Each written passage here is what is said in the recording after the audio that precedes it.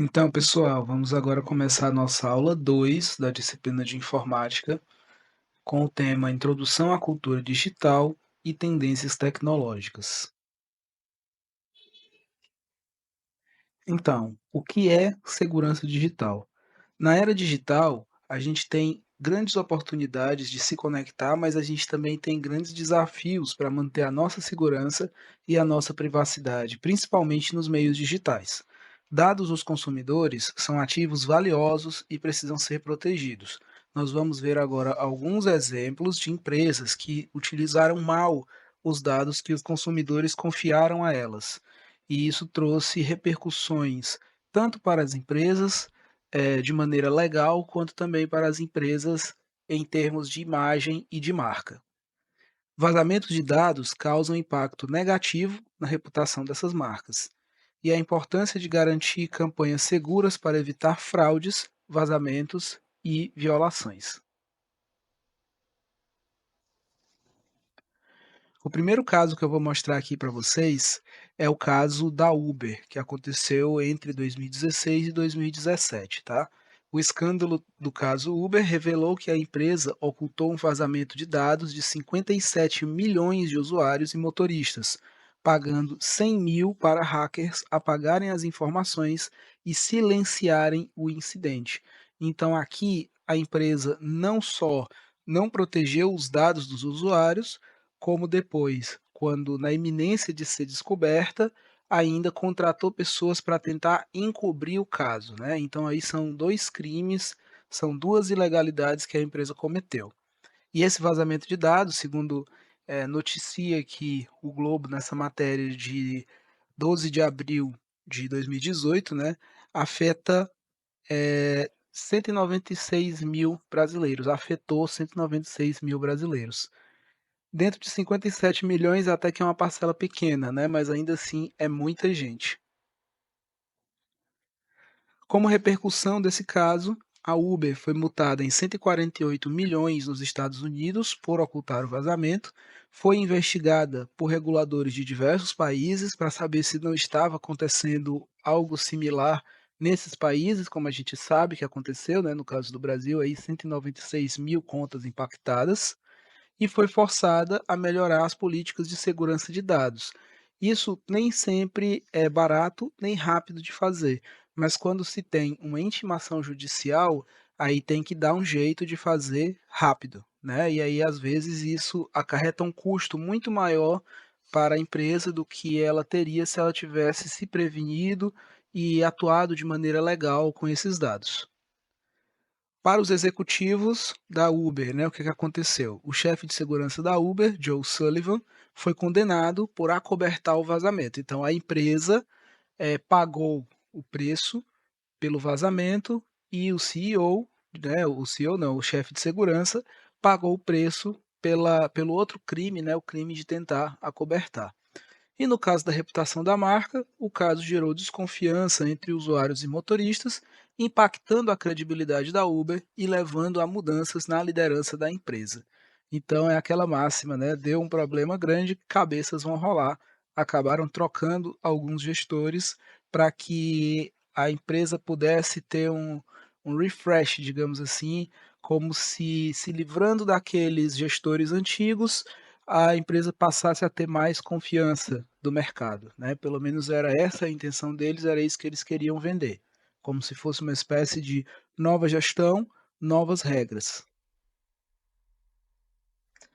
Um outro caso que aconteceu em 2018, e um caso bastante grande, que teve repercussões políticas nos Estados Unidos e ainda hoje tem, é o caso da Cambridge Analytica. Em 2018, a Cambridge Analytica usou os dados de 87 milhões de usuários do Facebook para manipular, digamos assim, para influenciar, né, na verdade, eleições que incluíram eleições aí ao redor do mundo, né, mas que incluíram também lá nos Estados Unidos a do atual presidente deles, Donald Trump, tá? Isso na primeira eleição, da primeira vez que ele foi eleito em 2016. Vamos ver aqui agora um videozinho explicando exatamente como a Cambridge Analytica coletou esses dados e utilizou para traçar perfis dos usuários que mais poderiam se engajar em campanhas ou até mesmo chegar a votar em determinado candidato.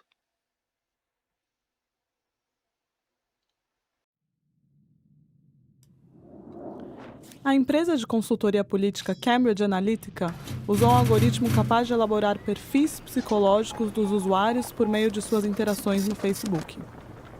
Como funciona?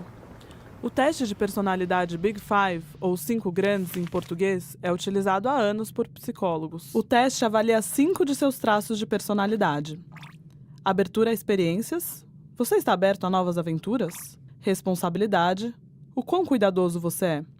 Extroversão, gosta de uma festa? Agradabilidade, quanta compaixão você sente pelos outros? E irritabilidade, você se preocupa ou se chateia com frequência? Juntos, esses traços dividem as pessoas em diferentes tipos de personalidades. Exemplo: essa é uma aventureira. Ela é aberta, um pouco neurótica e ama variedade. Ou um protetor. Agradável e extrovertido, ele pensa nos outros. Ou ainda uma executiva. Cuidadosa e aberta, é uma líder natural. Há evidências de que o algoritmo é impressionantemente preciso. Com apenas 10 curtidas, ele é capaz de decifrar que tipo de pessoa você é, com mais chances de acerto do que seus colegas. Com 150 curtidas, é mais preciso que seus pais.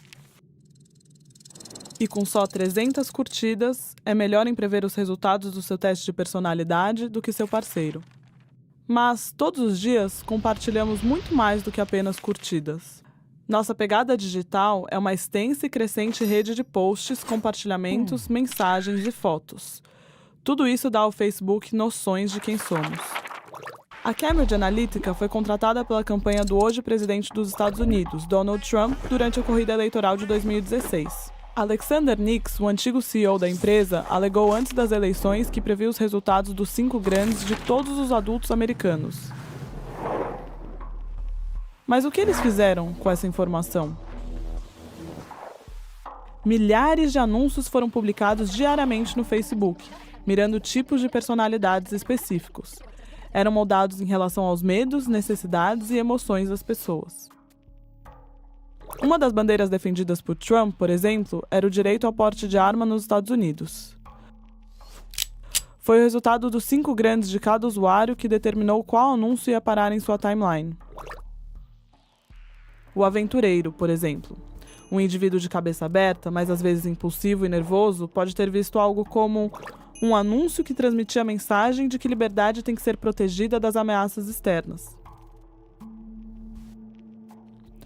Ou o protetor, o guardião, pode ter recebido algo sugerindo que armas são uma ferramenta essencial para a proteção dos outros. E, finalmente, a executiva, que pensa racionalmente e é sempre planejada, pode ter recebido uma mensagem sobre a proteção de sua família e do futuro. Mas essa avalanche de dados pode fazer alguém ganhar uma eleição? A Cambridge Analytica diz que sim. Eles garantem que foram seus dados e suas pesquisas que deram a Trump uma margem de vitória. Mas é quase impossível provar isso. Ninguém consegue rastrear em retrospecto quem votou em quem por causa de um anúncio. Há muitas variáveis. Partidos políticos no mundo inteiro vão levar em conta as lições deixadas pelo escândalo entre a Cambridge Analytica e o Facebook. Agora, o mundo todo sabe como os dados de usuários no Facebook foram usados para tentar manipular eleições. Mas isso vai mudar os anúncios que você verá no próximo pleito? E esses anúncios vão fazer você mudar de ideia?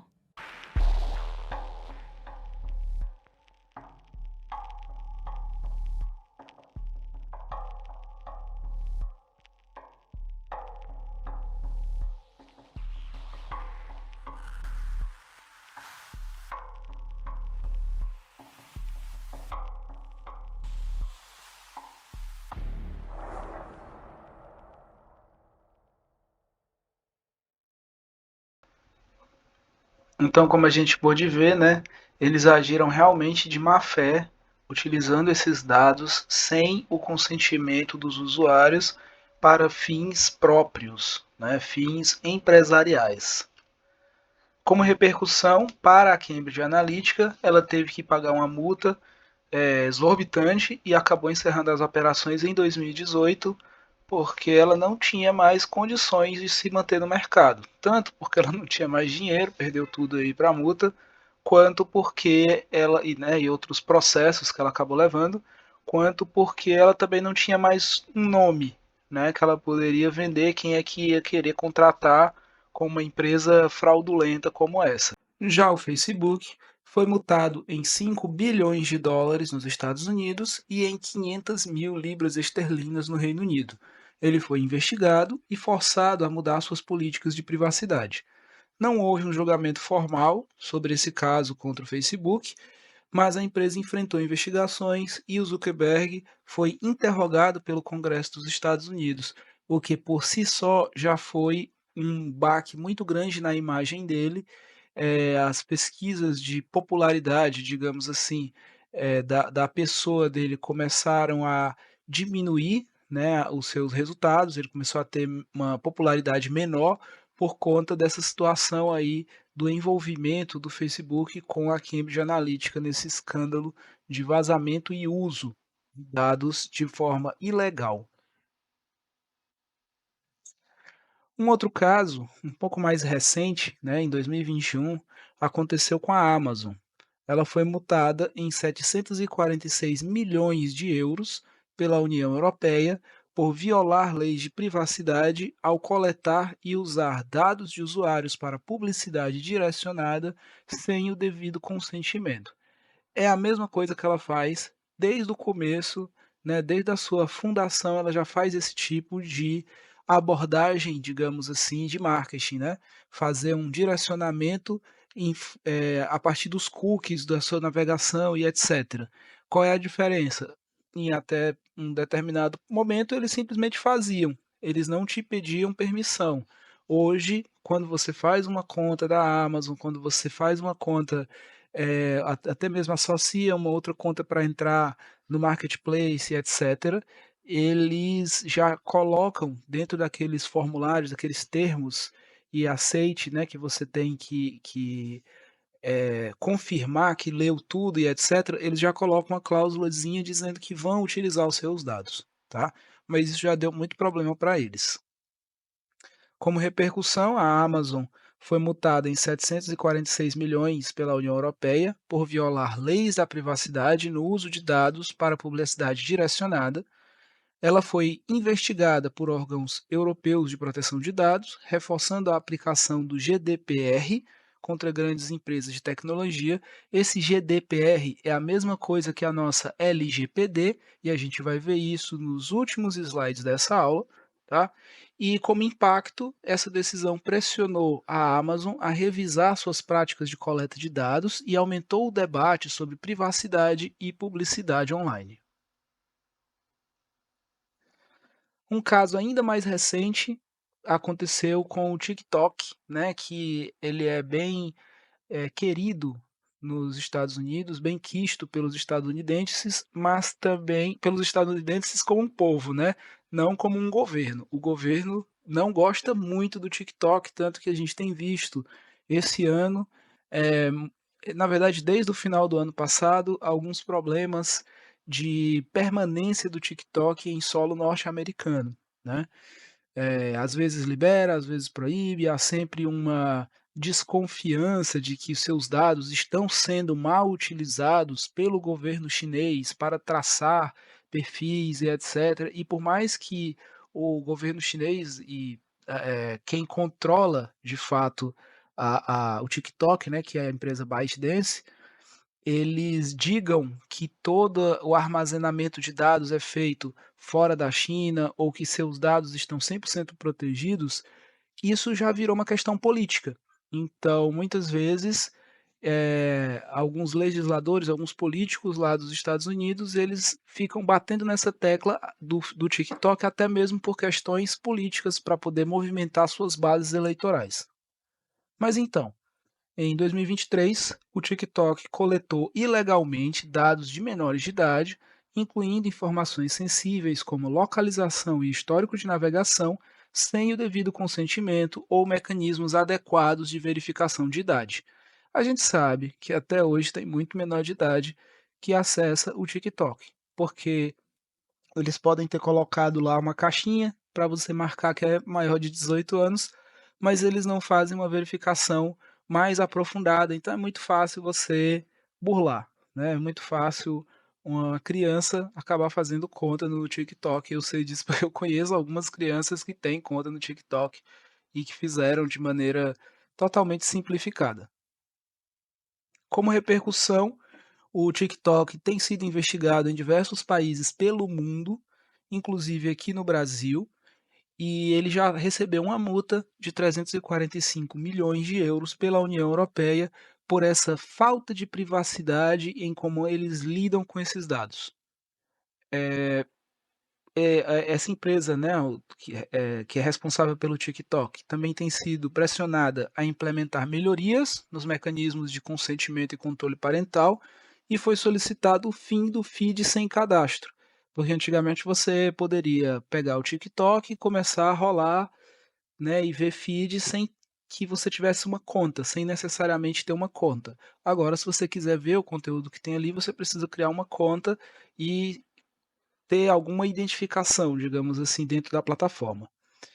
E como impacto, possíveis multas de até 50 milhões no Brasil e a ameaça de ser banido caso não comprove conformidade com as regulamentações de proteção de dados. A gente já viu, né? Acabamos de conversar sobre isso, esse problema que ele enfrenta nos Estados Unidos, esse problema aí do banimento.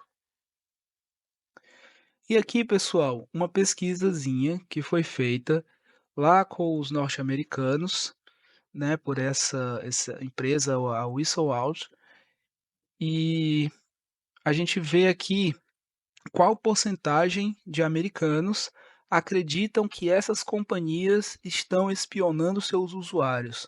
Então a gente teria aí 68% das pessoas acreditam que o Facebook está espionando elas, e isso é um reflexo direto do caso do escândalo da Cambridge Analytica, que é muito recente, né? Se a gente parar para pensar, ainda não tem 10 anos, então, por mais que a tecnologia avance muito rápido, 10 anos ainda é um tempo que fica na memória das pessoas, né? Daqui a 20 anos, talvez o cenário já tivesse se revertido, mas ainda é um cenário curto. TikTok vem em segundo lugar com 53%. Isso, né, mostra também que parte da população tem uma insegurança que é justificada ou até mesmo fomentada por parte do governo dos Estados Unidos, né? E aí vem outras empresas que fornecem também serviços de redes sociais. Mas basicamente todo mundo, toda empresa tem algum percentual que acha que vai ter uma certa espionagem. E 15% das pessoas lá nos Estados Unidos acham que não estão sendo espionadas por nenhuma dessas empresas. Essas pessoas, não sei, não sei o que se passa, porque as evidências de que os nossos dados estão sendo utilizados muitas vezes de forma indevida são grandes, né? E agora vamos falar um pouquinho sobre o que é segurança digital.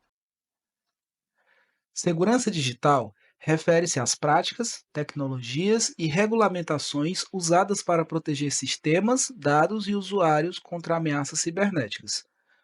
Dentre os elementos principais da segurança digital, nós podemos citar a proteção de dados pessoais e corporativos, a defesa contra acessos não autorizados, contra invasões de terceiros, o uso de protocolos de segurança em redes e sistemas e a conformidade com leis e regulamentos, como, por exemplo, a LGPD no Brasil e a GDPR lá na Europa.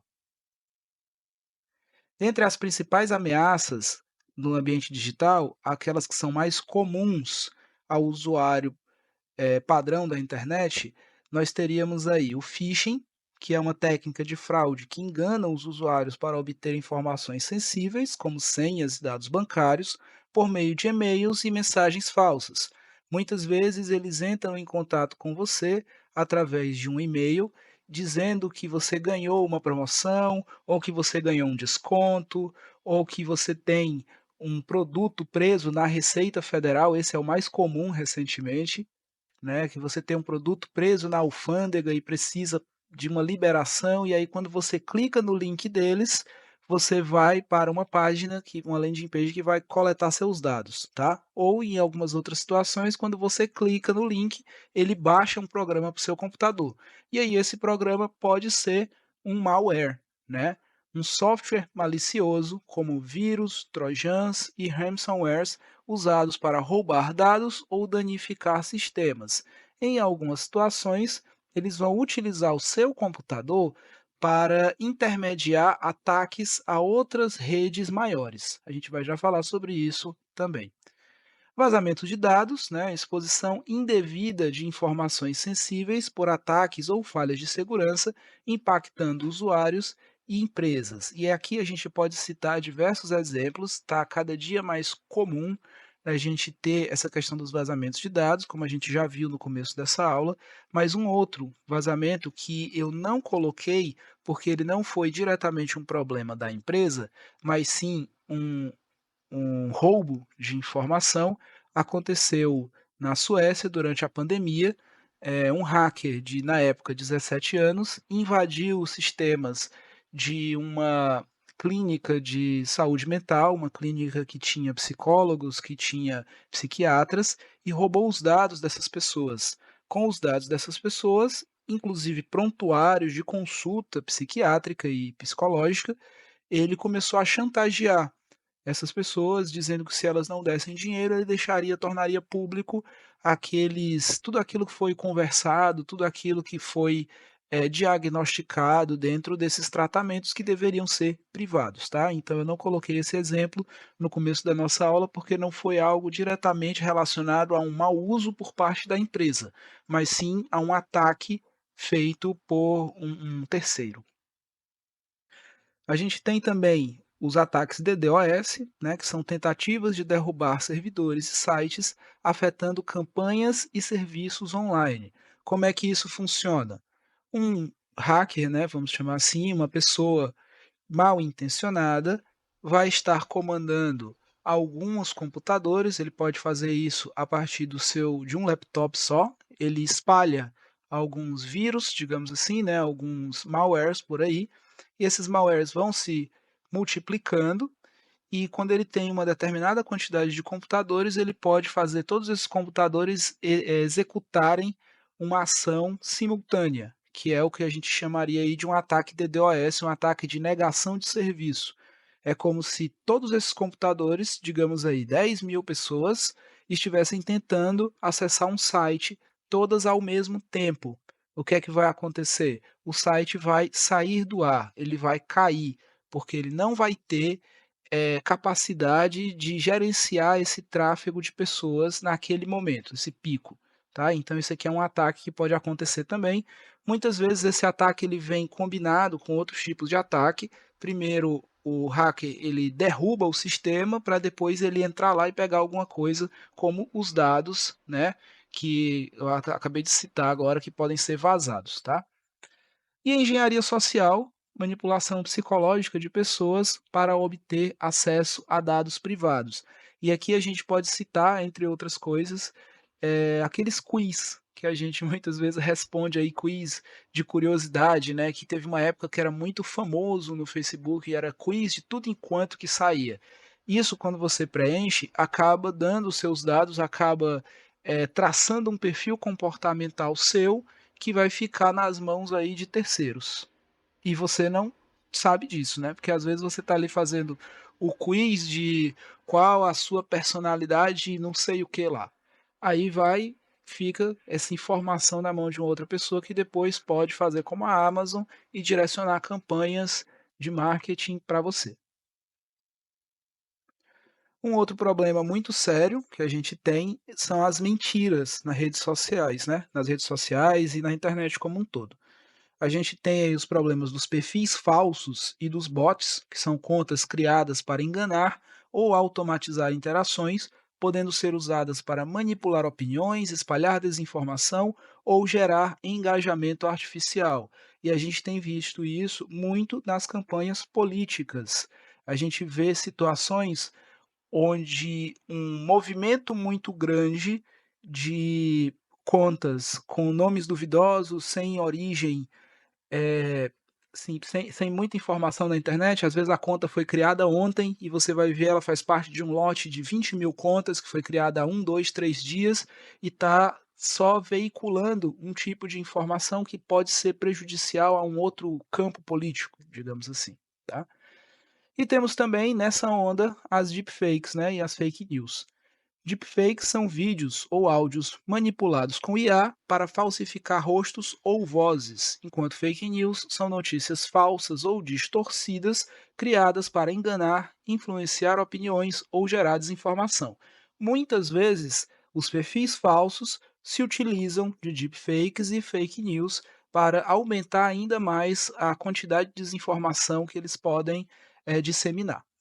Vamos ver agora um videozinho sobre uma iniciativa do governo chinês de substituir um jornalista, né, de substituir um âncora de TV por uma versão dele mesmo digitalizada.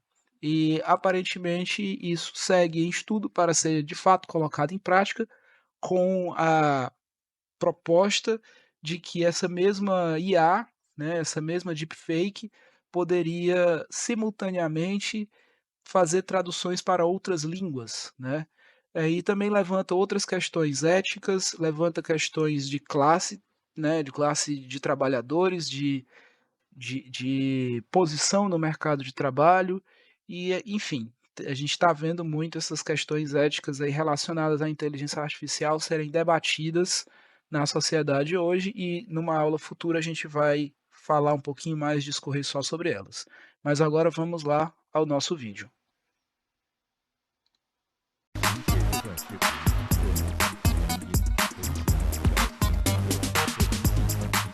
声音和外形脱胎于新华社新闻主播。各位观众朋友们，大家好，我是今天刚入职。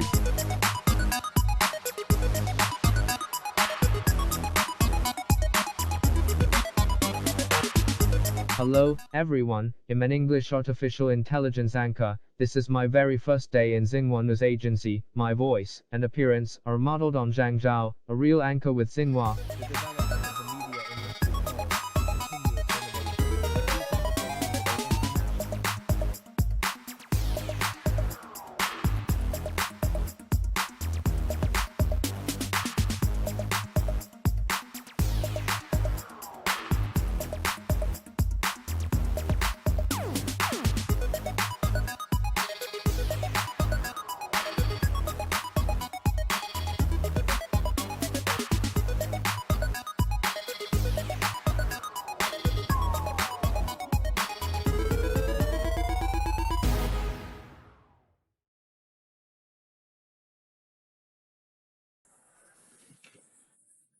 Outra ameaça que a gente encontra no ambiente digital são as dark patterns e as práticas antiéticas, que são técnicas de design que manipulam e induzem usuários a tomar decisões contra sua vontade. Nessa tabelinha, eu destaquei as cinco principais técnicas que a gente encontra desse tipo de prática antiética. A primeira, o confirm shaming, pressiona o usuário a aceitar algo com mensagens negativas. Por exemplo, quando sobe um pop-up dizendo não quero economizar dinheiro. Da primeira, da segunda, da terceira vez, isso não vai ter um impacto, mas em algumas pessoas pode ser que ao longo do tempo ela acabe clicando nesse anúncio aí porque ela está com vergonha de que ela não está economizando dinheiro, tá? Temos também o Roach Motel, é fácil de entrar e difícil de sair, que são assinaturas com cancelamento oculto ou muito burocrático. O Sneak into Basket, onde são adicionados itens ao seu carrinho quando você está fazendo uma compra sem o seu consentimento, como, por exemplo, serviços extras já marcados em reservas de viagens. A gente vê também em alguns aplicativos de pedir comida, né? Aplicativos como o iFood, onde uma loja, um restaurante, uma lanchonete, coloca lá todo o pedido e no final ela bota para você obrigatoriamente marcar mais R$ 2 da embalagem. Isso teoricamente já deveria estar incluso, já que você está pedindo a comida para viagem, né? Temos também o Forced Continuity, né, que é a cobrança automática após período grátis sem aviso, testes gratuitos que viram assinaturas sem notificação. E aí uma dica que eu dou para vocês é que toda vida que vocês forem fazer uma assinatura que obrigatoriamente solicite um cartão de crédito, gera lá um cartão de crédito virtual com tempo limitado. Vocês conseguem fazer isso em praticamente qualquer banco virtual hoje em dia, qualquer banco digital. Você gera um cartão de crédito só para aquela transação e já coloca a limitação de tempo dele, 7 dias, 21 dias, um mês. E vocês também podem colocar uma limitação de valor limite. Eu faço isso com todas as minhas assinaturas. Sempre que eu vou assinar um serviço novo, como por exemplo um novo streaming, eu crio um cartão virtual só para esse streaming, coloco lá uma validade de 1 ano e coloco o valor da assinatura, que é para não vir cobrando nada a mais do que eu contratei de fato, tá? E temos também aqui o último caso, né, o misdirection, que seria uma distração, uma orientação errada, distrai o usuário para esconder informações importantes. Então, botões de aceitar maiores que os de recusar em cookies, ou então aqueles sites super duvidosos que sobe um pop-up com 5 botãozinhos de X. Qual é o botão de X certo? Qual é o que vai fechar? Qual é o que vai me levar para um site malicioso, né? Isso aí também é uma tática antiética. E como é que a gente faz para se proteger nesse ambiente digital? Nós temos aqui algumas técnicas que podem ser utilizadas, como por exemplo a autenticação forte, né, o uso de autenticação multifator para acesso a sistemas e contas, o treinamento de equipes, capacitação para evitar phishing e ataques de engenharia social. Em algumas situações, uma pessoa mais ingênua pode de fato acreditar que aquele e-mail que ela recebeu de um príncipe nigeriano que quer casar com ela é verdade. Mas se ela tem um treinamento, se ela tem um reforço da própria empresa, da própria corporação onde ela trabalha, indicando que existem muitas fraudes semelhantes a essa, pode ser que ela não caia nesse golpe. Ou seja, pode ser que ela não dê os acessos, não dê as informações da empresa onde ela trabalha para o golpista. Monitoramento contínuo, ferramentas para detectar atividades suspeitas e responder rapidamente, né, os firewalls e os antivírus, e proteção de dados sensíveis, uso de criptografia e segmentação de acessos, além do uso de softwares seguros, né, a escolha de plataformas publicitárias confiáveis e seguras, como o Google Ads e o Meta Ads. Duas técnicas, na verdade, que a gente pode se utilizar também para ficar um pouco mais seguro, são a anonimização e a pseudonimização de dados. A anonimização de dados, ela transforma esses dados de forma irreversível, impedindo que qualquer identificação do indivíduo seja realizada, enquanto a pseudonimização substitui informações sensíveis por códigos, permitindo a reidentificação sob certas condições, caso você tenha a chave para poder ler aquele código, tá? Então, vamos dar uma olhadinha aqui numa comparação entre essas duas técnicas. Com relação à reversibilidade, a anonimização não pode ser reversível, não pode ser revertida. Uma vez feita, ela vai ficar daquele jeito para sempre. Enquanto a pseudonimização pode ser revertida se você tiver a chave de acesso. O risco de identificação na anonimização é nenhum. Já na pseudonimização, se você perder sua chave de acesso, se alguém roubar sua chave de acesso, ela vai também conseguir acessar seus dados. Pela LGPD e pela GDPR, elas dispensam a aplicação de algumas regras na anonimização e a pseudonimização ainda é considerado um dado, os dados ainda são considerados pessoais, tá? E como exemplo prático, na anonimização a gente tem remoção total de nomes, e-mails e IPs, e a pseudonimização nós teríamos aí a substituição de nomes por códigos internos. Isso é o que muitas vezes é feito pelas operadoras de telefonia e pelos serviços de internet que a gente tem nas nossas casas. Eles fazem para a gente uma pseudonimização. Essa anonimização, a gente já teria que correr aí para uma outra alternativa que seriam as VPN. Criptografia é um conjunto de técnicas que codificam informações para impedir o acesso não autorizado. Na publicidade, ela pode ser aplicada na proteção de dados do consumidor e na prevenção contra fraudes. E como casos de uso, a gente pode citar cookies e tokens de autenticação criptografados, segurança em transações digitais e e-commerce e a proteção de bancos de dados de clientes. A VPN, como eu falei um pouco mais cedo para vocês, é a Virtual Private Network. É uma tecnologia que cria uma conexão criptografada entre o usuário e a internet. Ela funciona como um túnel digital que protege os dados contra espionagem, hackers e rastreamento. O usuário se conecta a um servidor VPN antes de acessar a internet. O tráfego de dados é criptografado, impedindo que terceiros espiem a atividade online. O endereço IP real é mascarado e isso garante anonimato para a pessoa. Muita gente utiliza VPN hoje em dia não para se proteger online, mas para quebrar barreiras virtuais, que são impostas por governos ou por empresas.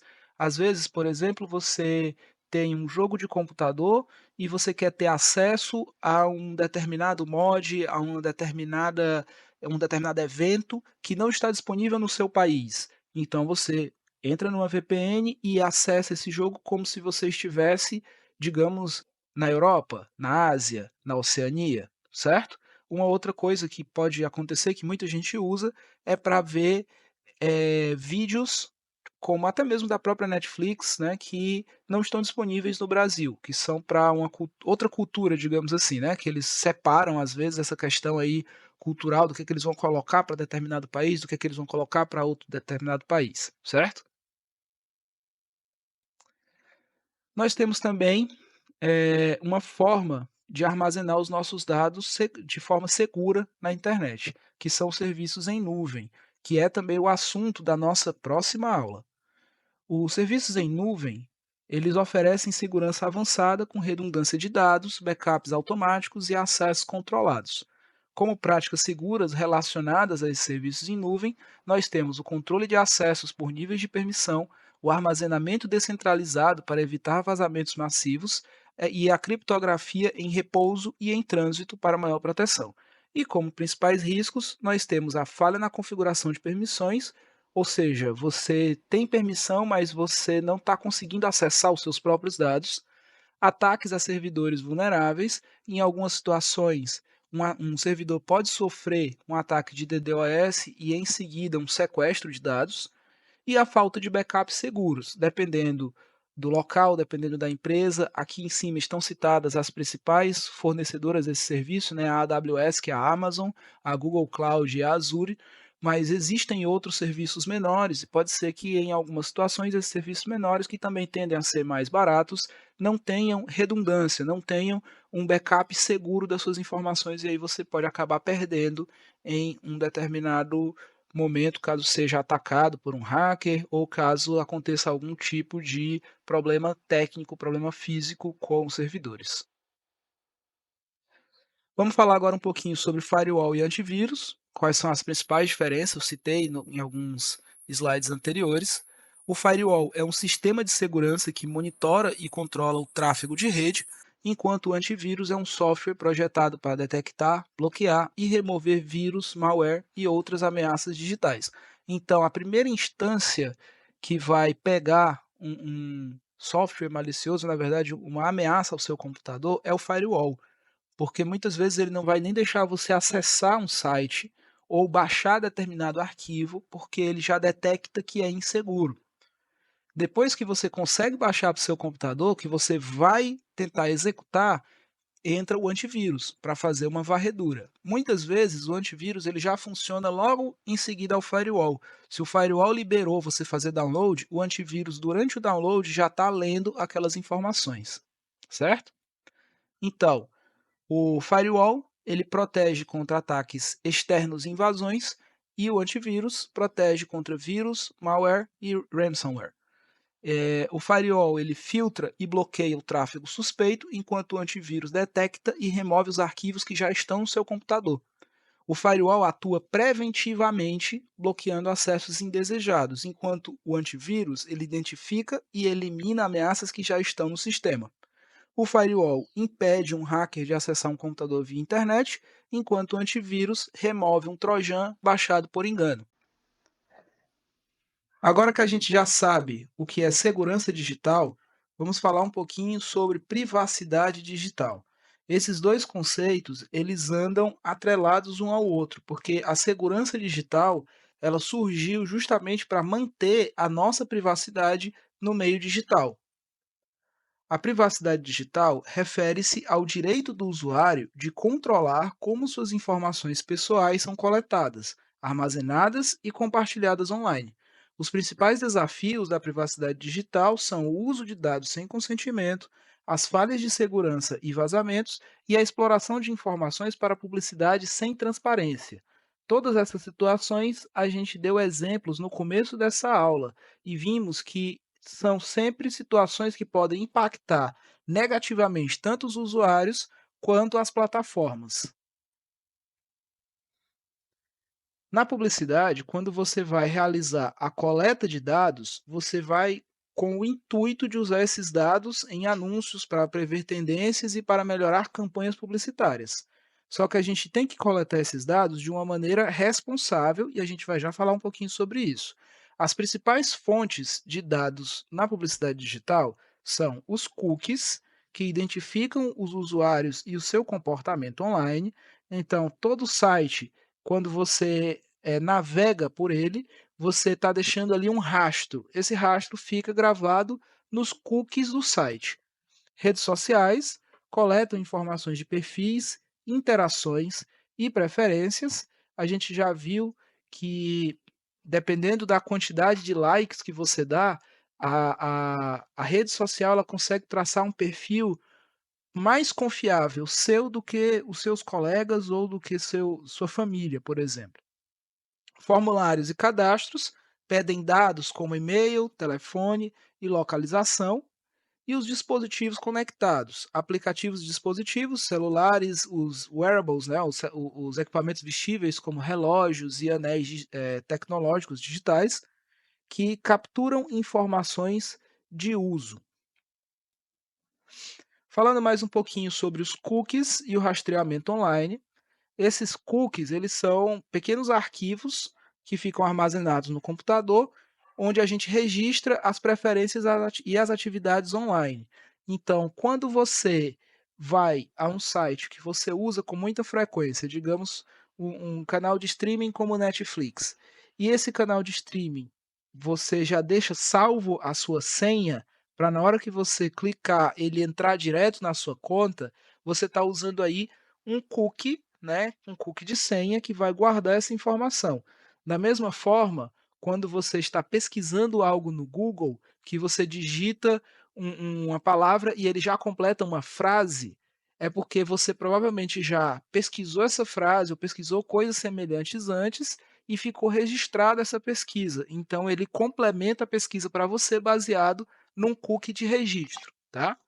Então, como tipos de cookies, nós temos aqui os essenciais, que são necessários para o funcionamento de um site, os analíticos, que monitoram o comportamento dos usuários, e os de publicidade, que permitem a segmentação de anúncios com base em hábitos online.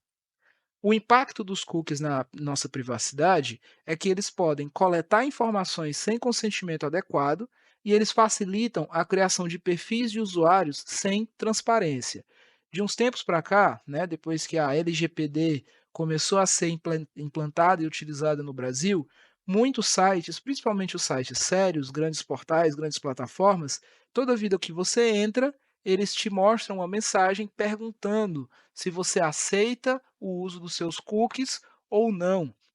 E em alguns desses sites, eles limitam o que você pode fazer e as informações às quais você vai ter acesso, dependendo da sua resposta. Se você não dá total liberdade para o uso de cookies, tem alguns sites que bloqueiam o seu total acesso ao conteúdo. E para você utilizar cookies, a melhor forma é sempre você realizar essa consulta ao usuário, tá? Porque os usuários devem sempre ter controle sobre seus dados. Essa é uma das principais diretrizes da Lei Geral de Proteção de Dados. Os dados são do usuário e ele tem que ter controle sobre eles. Então, como é que a gente obtém esse consentimento do usuário de forma ética? A gente pode utilizar pop-ups informativos sobre cookies e rastreamento, pode usar uma opção clara de aceitar, recusar ou personalizar a coleta de dados, como são esses dois exemplos que eu dei aqui, e também pode usar explicações simples e acessíveis sobre o uso das informações. Como, por exemplo, essas duas frases, olha só. Este site usa cookies para ajudar você a ter uma experiência de browsing mais admissível e de qualidade superior. Ou esse daqui que diz: nós usamos o nosso próprio cookie, nossos próprios sistemas de cookies para personalizar conteúdo e analisar o tráfego na web, tá bom? Então essas aqui seriam duas possibilidades que nós teríamos de coletar o consentimento de um usuário de forma ética ao usar cookies em um site. Falando agora sobre transparência na publicidade, as empresas devem detalhar como e por que os dados são usados. Políticas de privacidade devem ser visíveis e compreensíveis, e o cumprimento das regulamentações de proteção de dados é fundamental. Então, toda vida que se for elaborar uma nova campanha de marketing no digital, tem que ter noção, tem que ter cuidado com relação ao tratamento dos dados dos usuários. A gente já falou aqui nessa aula em alguns momentos sobre a LGPD e a GDPR. Né? A LGPD, que é a Lei Geral de Proteção de Dados no Brasil, é equivalente à GDPR lá na Europa, que é a Regulamentação Geral de Proteção de Dados, e as duas elas têm praticamente as mesmas exigências. O consentimento explícito do usuário para que os dados dele sejam coletados, tratados e utilizados, o direito de acessar, corrigir ou excluir os seus dados pessoais, a notificação em casos de vazamentos e a limitação no compartilhamento de informações com terceiros. Então, uma vez que você forneceu seus dados, por exemplo, para um plano de saúde, e esse plano de saúde se comunica com uma farmácia, você tem que ter dado o seu consentimento para essa comunicação acontecer. A gente vê muito, às vezes, planos de saúde que inclusive utilizam dados das suas compras na farmácia para traçar um perfil de usuário e saber se você vai ser uma pessoa mais doente ou não no futuro, e nisso eles podem subir ou descer o valor que eles vão cobrar de você do plano de saúde. Tá? Como consequências para empresas, caso elas descumpram essas exigências, elas vão sofrer multas muito altas por esse descumprimento e elas vão ter a necessidade de se adaptar em campanhas e estratégias digitais, justamente para não ter o risco de acontecer, de serem pegas cometendo alguma ilegalidade de acordo com a LGPD e receberem uma multa aí milionária. Vamos ver agora um vídeo explicando os principais fundamentos da Lei Geral de Proteção de Dados e como funciona a LGPD.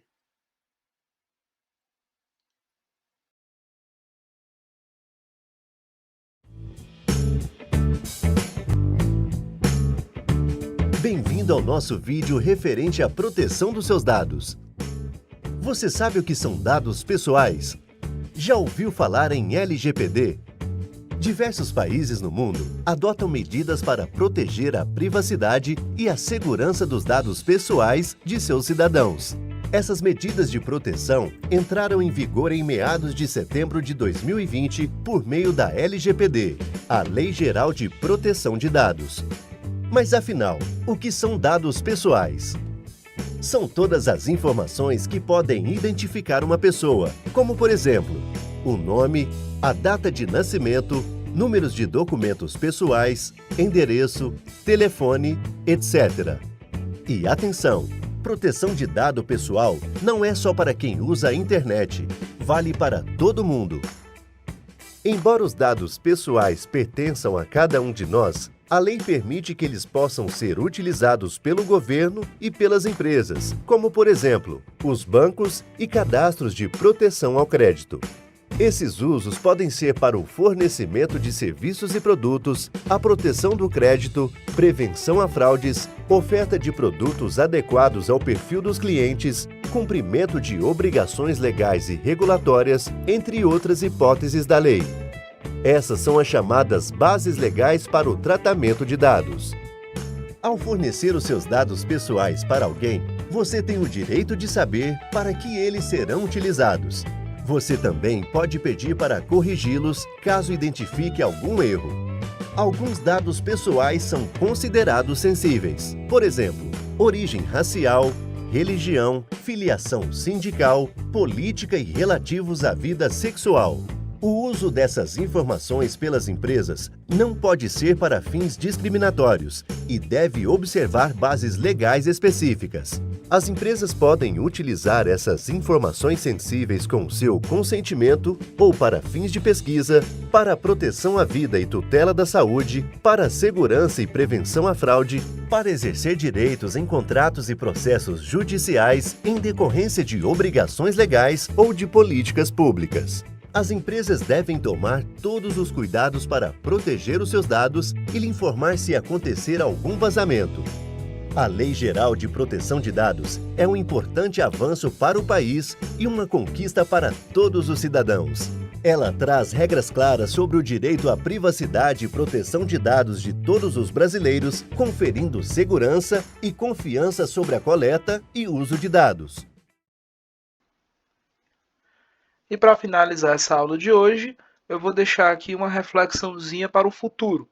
A tendência é que esses cookies que a gente acabou de descobrir o que eles venham a cair em desuso, tá? Fim dos cookies de terceiros e foco em segmentação anônima e menos invasiva. Então eu deixei aqui uma listinha com 4 boas práticas para que vocês já comecem a se preparar para abraçar essa tendência. Coletar apenas os dados essenciais, ter transparência no uso das informações que você está coletando, para que finalidade elas serão utilizadas, uso de anúncios contextuais, baseados no conteúdo do site e não nos perfis dos usuários, justamente por conta dessa mudança dos cookies, da utilização de cookies, e a implementação de tecnologias como o Privacy Sandbox do Google e o Apple ATT, App Tracking Transparency da Apple, tá certo? Então fica aí essa dica para que vocês pensem sobre essas boas práticas e venham a executá-las quando for necessário. E é isso aí, pessoal. Até a próxima aula.